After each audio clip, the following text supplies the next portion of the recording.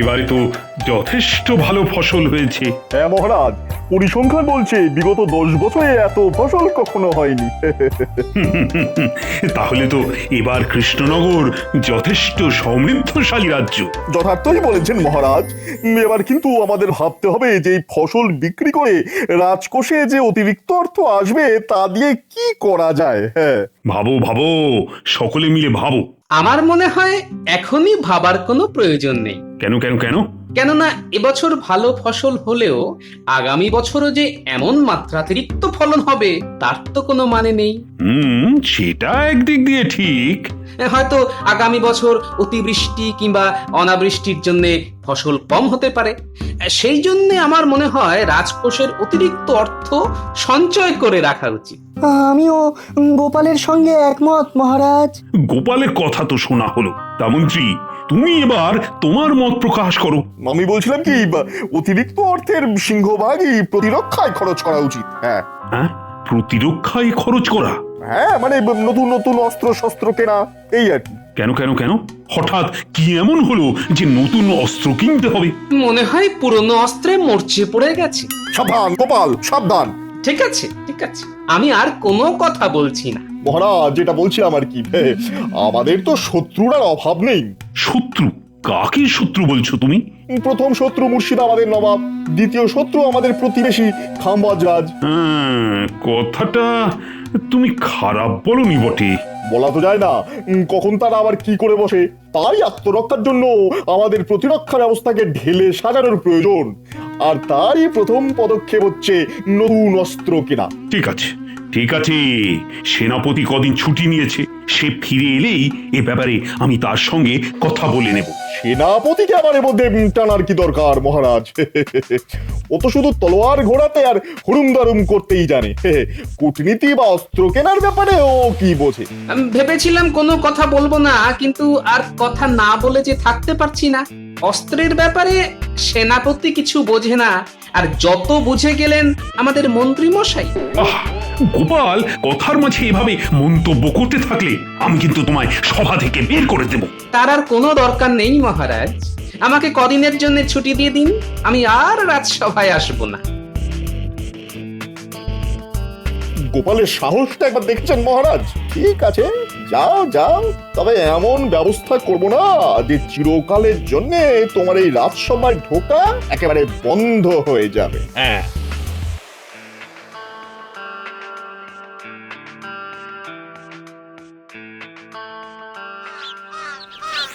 এ কি গো, এত তাড়াতাড়ি রাজসভা থেকে ফিরে এলে যে?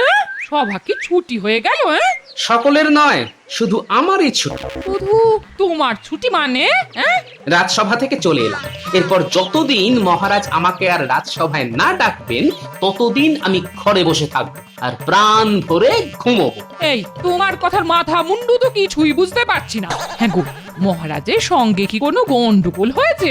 না, মহারাজের সঙ্গে ঠিক হয়নি, তবে হয়েছে আমাদের নতুন মন্ত্রী ওই ভগবানের সঙ্গে। ও, তা কি নিয়ে গন্ডগোলটা লাগলো শুনি? তুমি ঘরের বউ, তাই সবটা তোমার না শুনলেও চলবে। তবে এই বলে দিলাম আমি, ওই মন্ত্রী যেদিন মহারাজকে ভরাডুবি করে ছাড়বে সেদিনই মহারাজ টের পাবে। এখন একটু মুড়ি মেখে আনো দেখি, একটু জমিয়ে পেট পুজো করি।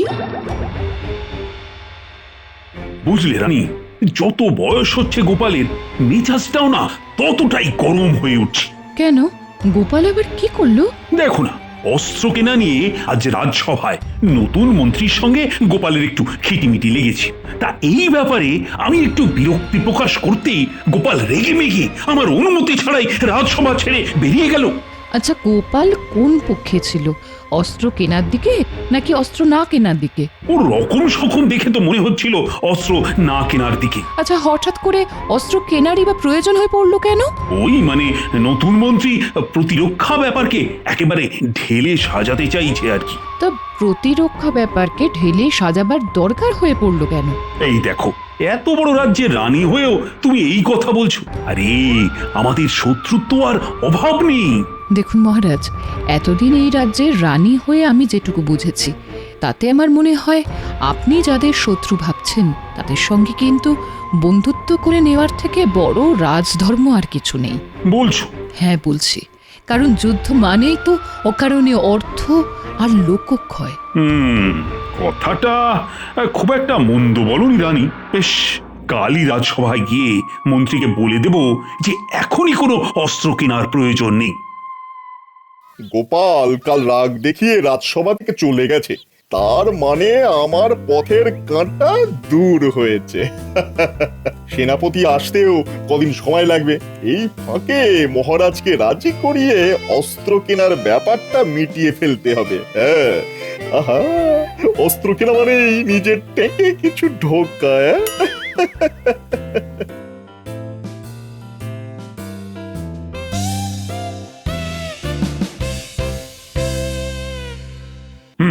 তাহলে সভার কাজ শুরু করা যাক। আচ্ছা মহারাজ, গোপালকে একবার ডেকে পাঠালে হতো না? না না না, ও যখন একবার তেজ দেখিয়ে চলে গেছে তখন ওকে ডাকার আর কোনো প্রয়োজন দেখি না। মন্ত্রী, এবার বলো আজ কোন বিষয়ে আলোচনা হবে? ওই মহারাজ, অস্ত্র। না না না, এখনই অস্ত্র কেনার কোনো প্রয়োজন নেই।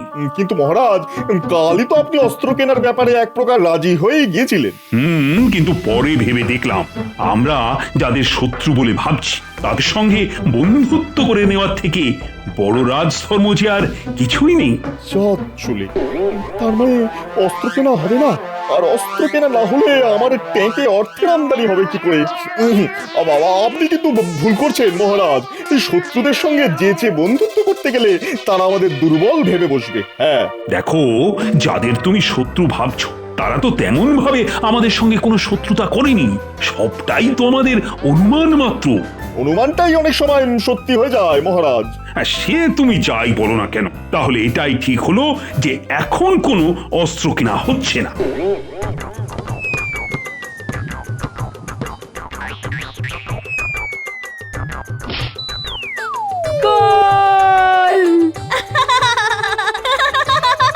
কি গো দাদু, এটা নিয়ে কটা খেলে? আসলে আমার খিদেটা একটু বেশি তো, তাই বেশি করেই খাচ্ছি, বুঝলি? ওরে বাবা, বেলা যে অনেক হলো, আমি চলি রে। বলছি, কাল আবার খেলবে তো দাদু? হ্যাঁ, খেলবো খেলবো।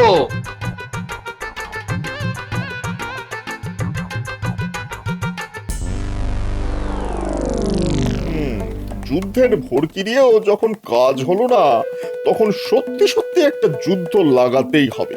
যুদ্ধ মানেই অনেক টাকার খেলা, আর টাকার খেলা বাড়ার সাথে সাথে আমারও খেলা শুরু হবে।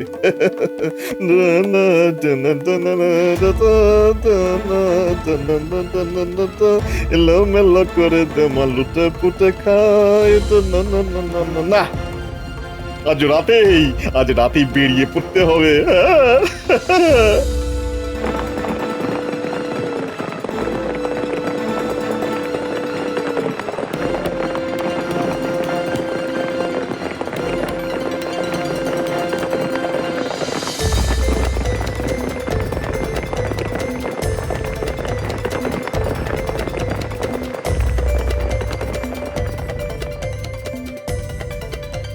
কাকে চাই? আমি কৃষ্ণনগর থেকে আসছি, রাজাকে গিয়ে বলো বিশেষ দরকার। ঠিক আছে, অপেক্ষা করো।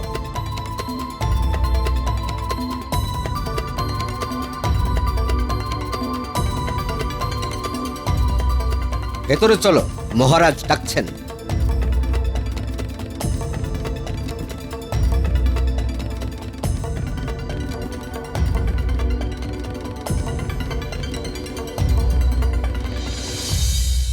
তোমাকে তো ঠিক চিনলাম না। না চেনাই স্বাভাবিক, কারণ আপনার সঙ্গে এই প্রথম আমার সাক্ষাৎ। আমি কৃষ্ণনগরের নতুন মন্ত্রী। হ্যাঁ হ্যাঁ হ্যাঁ, শুনেছি বটে। কৃষ্ণনগরের পুরাতন মন্ত্রী অসুস্থ বলে নতুন মন্ত্রী নিয়োগ করা হয়েছে। হ্যাঁ হ্যাঁ হ্যাঁ, শুনেছি। হ্যাঁ, তা এত রাতে আমার কাছে কি প্রয়োজনে? আপনাকে গোপনে একটা খবর দিতে এলাম মহারাজ। গোপন খবর? এরকম? আমাদের রাজা কৃষ্ণচন্দ্র অতর্কিতে আক্রমণ করে আপনার রাজ্য দখল করে নিতে চায়। হ্যাঁ। সে কি বলছো তুমি? কৃষ্ণনগরের সঙ্গে আমার সম্পর্ক তো খারাপ নয়। তাতে কি এসে যায় মহারাজ? আসলে জানেন তো, রাজ্য দখলের নেশা মানুষের সব সম্পর্ক, সকল বন্ধন নষ্ট করে দেয়। হ্যাঁ, আমাদের মহারাজের এখন হয়েছে সেই অবস্থা। তামাম বাংলার অধীশ্বর হওয়ার জন্য তিনি একেবারে পাগল হয়ে উঠেছেন। হ্যাঁ, তাহলে উপায়? উপায় একটাই, আগে ভাগে কৃষ্ণনগর আক্রমণ করে আমাদের মহারাজকে নিরস্ত্র করা। হ্যাঁ, প্রয়োজন হলে কৃষ্ণনগর জয় করে মহারাজ কৃষ্ণচন্দ্রকে সমুচিত শাস্তি দেওয়া। কথাটা খুব একটা খারাপ বলনি। আচ্ছা, তুমি আমার প্রতি এত সদয় হলে কেন? এত রাতে খবর নিয়ে এলে কেন আমার কাছে? বলছি এক এক করে সব বলছি। এক, আমি যুদ্ধ চাই না, কারণ আমি জানি যুদ্ধের লাভের লাভ কিছুই হয় না, শুধু অকারণেই অর্থ আর লোকক্ষয় হয়। আর দুই, মহারাজ কৃষ্ণচন্দ্রের পাগলামিতে সারা রাজ্যবাসী একেবারে অতিষ্ঠ হয়ে উঠেছে। আমি তাদের এই পাগলামির হাত থেকে পরিত্রাণ দিতে চাই। হ্যাঁ, ঠিক আছে, কাল থেকেই আমি যুদ্ধের প্রস্তুতি শুরু করে দিচ্ছি। 2-1 দিনের মধ্যেই কৃষ্ণনগর আক্রমণ করব, আর কৃষ্ণচন্দ্রকে সিংহাসনচ্যুত করে তোমাকেই বসিয়ে আসবো সিংহাসনে। ওরে বাহ রে বাহ, এ তো দুদিক দিয়ে লাভ। হ্যাঁ, যুদ্ধ বাঁধিয়ে পকেট গরম, আর যুদ্ধ শেষে মহারাজ হয়ে সিংহাসনে বসে পড়া। হ্যাঁ বাবা, আমি তাহলে যাই মহারাজ। তাহলে আর তোমাকে আটকাবো না, তুমি আসতে পারো। এই যে বলি, কি গো, আজ রাজসভায় যাবে তো? হ্যাঁ, আহা, একবার তো তোমায় বলেছি, মহারাজ নিজে ডেকে না পাঠালে আমি আর রাজসভামুখ হচ্ছি না। ও মা, কি কথা গো? দাও দাও দাও, বাজারের থলিটা দাও, দেখি ভালো কিছু মাছ পাই কিনা। দাঁড়াও, আনছি।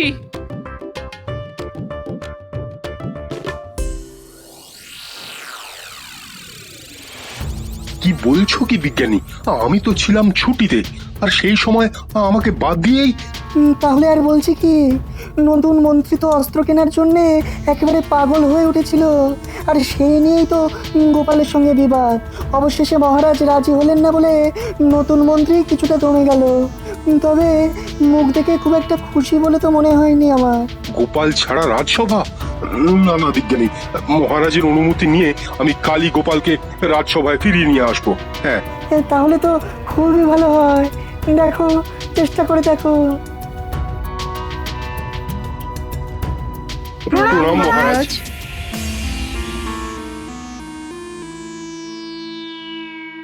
আচ্ছা, মন্ত্রী আসেনি? তাকে তো এখনো দেখতে পাচ্ছি না মহারাজ। তা সেনাপতি, ছুটি কাটানো কেমন হলো? ভালো মহারাজ। এ কি মন্ত্রী, আজ তোমার এত দেরি হলো কেন? ওই যে আসবার সময় হঠাৎ এক আত্মীয়ের সঙ্গে দেখা হয়ে গেল, তার সঙ্গে কথা বলতে বলতে একটু দেরি হয়ে গেল মহারাজ। আচ্ছা, সকলেই যখন এসে গেছো, তাহলে সভার কাজ শুরু করা যাক।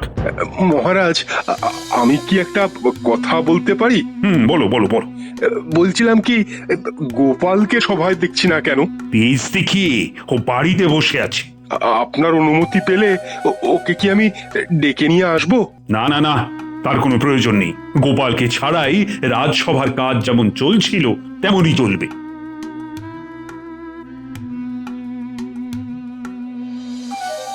কি ব্যাপার গুপ্তচর, হঠাৎ তুমি এলে? কোনো খবর আছে কি? মহারাজ, খুব একটা খারাপ খবর আছে। খারাপ খবর? হ্যাঁ মহারাজ, আমাদের বিরুদ্ধে যুদ্ধের জন্য খাম্বাজ রাজ প্রস্তুত হচ্ছেন। বাবা, আমাদের বিরুদ্ধে যুদ্ধ? বলো কি? আচ্ছা, তোমার কোনো ভুল হচ্ছে না তো? না মহারাজ, আমি একেবারে পাকা খবর এনেছি। হ্যাঁ, কিন্তু যুদ্ধের কারণটা কি? সেটা ঠিক বলতে পারবো না। আসলে আমাদের রাজ্য জয় করাই খাম্বাজ রাজের উদ্দেশ্য। এবার বুঝতে পারলেন তো মহারাজ, কেন আমি অস্ত্র কিনতে বলেছিলাম? আচ্ছা গুপ্তচর, খাম্বাজরাজ কি আমাদের রাজ্যের উদ্দেশ্যে যুদ্ধযাত্রা শুরু করে দিয়েছেন? এখনো করেননি, কিন্তু যতদূর জেনেছি তাতে কালকেই যুদ্ধযাত্রা শুরু করে দেবেন। হ্যাঁ, কালকে শুরু করলে আমাদের এখানে পৌঁছতে পরশু। না, আর দেরি করা যায় না। সেনাপতি, তোমার সৈনিকদের প্রস্তুত হতে নির্দেশ দাও। যথাজ্ঞা মহারাজ। আচ্ছা, তোমার অস্ত্র শস্ত্র যথেষ্ট পরিমাণে আছে তো? খাম্বাজরাজ ইতিমধ্যে কোনো আধুনিক অস্ত্র না কিনে থাকলে আমাদের যা আছে তা দিয়েই ওদের সাথে অনায়াসে মোকাবিলা করা যাবে মহারাজ। তাহলে এক্ষুনি গিয়ে খাম্বাজের মোকাবিলা করার জন্য সৈন্য প্রস্তুত করো। আমি এক্ষুনি যাচ্ছি মহারাজ। আমি তাহলে এখন আসি মহারাজ, পরে যদি আরো খবর পাই তাহলে আপনাকে এসে জানিয়ে যাব। হ্যাঁ হ্যাঁ, তুমি এখন এসো। গুপ্তচরের কাণ্ড দেখে একেবারে পিত্তি জ্বলে যায়। ভেবেছিলাম অতর্কিতে হানা দিয়ে খাম্বাজরাজ কোথায় কৃষ্ণচন্দ্রকে তুড়ি মেরে তাড়িয়ে দেবে, তা না, গুপ্তচরটা ঠিক জানিয়ে দিয়ে গেল। দাঁড়াও, আগে একবার সিংহাসনে বসি, তারপর সব থেকে আগে ওটাকে তাড়াবো। হ্যাঁ মন্ত্রী, বলুন মহারাজ। এইসব বিপদে দিয়ে গোপাল আমাকে যেমন বুদ্ধি আর সাহস দিত, তুমি সেরকম পারবে তো? একবার যখন সুযোগ পেয়েছি তখন দেখুন না আপনার এই অধম মন্ত্রী কি করে। মনে রাখবেন, আপনার এই ভগবান কিন্তু 10-10টা গোপালের সমান।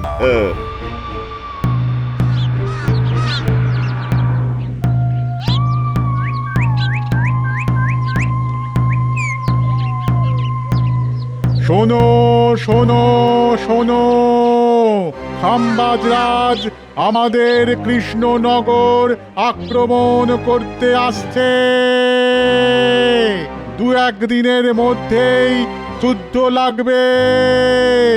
সকলে তাই খুব সাবধানে থাকবে, আর খুব একটা প্রয়োজন ছাড়া কেউ ঘরের বাইরে বেরোবে না।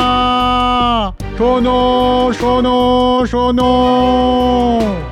সে কি যুদ্ধ লাগবে? তাহলে তো মহা বিপদ। রাজায় রাজায় যুদ্ধ হবে আর প্রাণ যাবে উলুখাগড়ার। এবার ফসল ভালো হতে ভেবেছিলাম বছরটা খুব ভালোভাবে কাটবে, তা না, এই কি উঠকো অশান্তি বলো দেখি। কি যেন বলছে না, যুদ্ধ লাগবে? এগো ভাই, এসব তুমি কি বলছো? কেন, মহারাজের খাস লোক হয়ে তুমি জানো না খাম্বাজরাজ আমাদের রাজ্য আক্রমণ করতে আসছে? সে কি? সকলে মনে রেখো, এই আক্রমণ প্রতিহত করে আমাদের জয়লাভ করতেই হবে। সেনাপতি, এসব কি শুনছি? ঠিকই শুনেছ গোপাল। আচ্ছা, আমাকে একটা দ্রুতগামী ঘোড়া দিতে পারো? ঘোড়া? ঘোড়া দিয়ে কি হবে? সব পরে বলবো, হাতে একনার সময় নেই। আর আমার এই ঘোড়া নিয়ে যাওয়ার খবরটা কিন্তু কেউ যেন জানতে না পারে, বুঝলে? ঠিক আছে, চলো দিচ্ছি।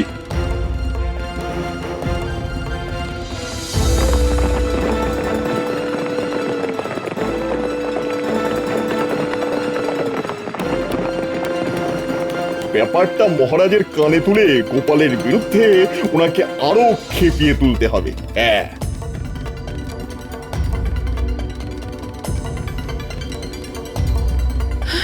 কি বলছেন কি মহারাজ? খাম্বাজরাজ আপনার বিরুদ্ধে যুদ্ধ করতে আসছে?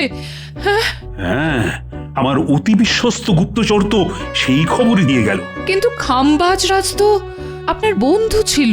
ভুল রানী, ভুল। রাজনীতিতে বন্ধু বা শত্রু বলে কিছুই হয় না, সবটাই স্বার্থ আর রাজনীতির নোংরা খেলা। আচ্ছা, গোপালকে একবার খবর দিলে হয় না? গোপাল? ব্যক্তিগত মান অভিমানের সময় কিন্তু এখন নয় মহারাজ, এটা নয়। আমার এই অনুরোধটা আপনি রাখুন মহারাজ, গোপালকে ডেকে পাঠান। কাকে আর ডেকে পাঠাবেন মহারাজ? সে তো কৃষ্ণনগর ছেড়ে পালিয়েছে। কি বলছো কি মন্ত্রী? গোপাল কৃষ্ণনগর ছেড়ে পালিয়েছে? কিন্তু কেন? কিছু মনে করবে না রানীমা, আমার মনে হয় খাম্বাজরাজকে এই যুদ্ধের জন্য আসল উস্কানিটা গোপালই দিয়েছে। হ্যাঁ, আর যুদ্ধ আসন্ন দেখে সে সরাসরি ওই দলে অংশগ্রহণ করতে গেছে। আমার কথা বিশ্বাস না হলে কাউকে পাঠিয়ে জেনে নিন না এই মুহূর্তে গোপাল এই রাজ্যে আছে কি নেই। কিন্তু গোপাল এমনটা করবে কেন? বুঝতে পারছেন না? ওই যে সেদিন আপনি গোপালকে রাজসভা থেকে বের করে দেবেন বলেছিলেন, গোপাল হয়তো সেই অপমানের শোধ তুলছে। হ্যাঁ হ্যাঁ, গোপাল এত বড় নিমকহারাম? হে ঠাকুর, ঠাকুর, এই বিপদ থেকে কৃষ্ণনগরকে তুমি রক্ষা করো ঠাকুর। আর সেই সাথে এটাও প্রমাণ করো যে আমার গোপাল নেমো খারাপ নয় ঠাকুর। জয় মহারাজ কৃষ্ণচন্দ্রের জয়। জয় মহারাজ কৃষ্ণচন্দ্রের জয়। সকলে জীবন বাজি রেখে যুদ্ধ করবে। মনে রাখবে, এই যুদ্ধের সঙ্গে আমাদের রাজ্যের মান ইজ্জত সব নির্ভর করছে।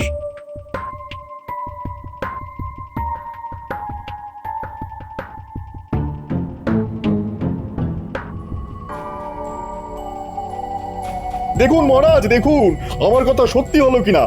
বেঈমান গোপাল আজ খাম্বাজ রাজার দলে। আক্রমণ! এটা কি হলো? খাম্বাজরাজ সাদা পতাকা উড়িয়ে দিল কেন?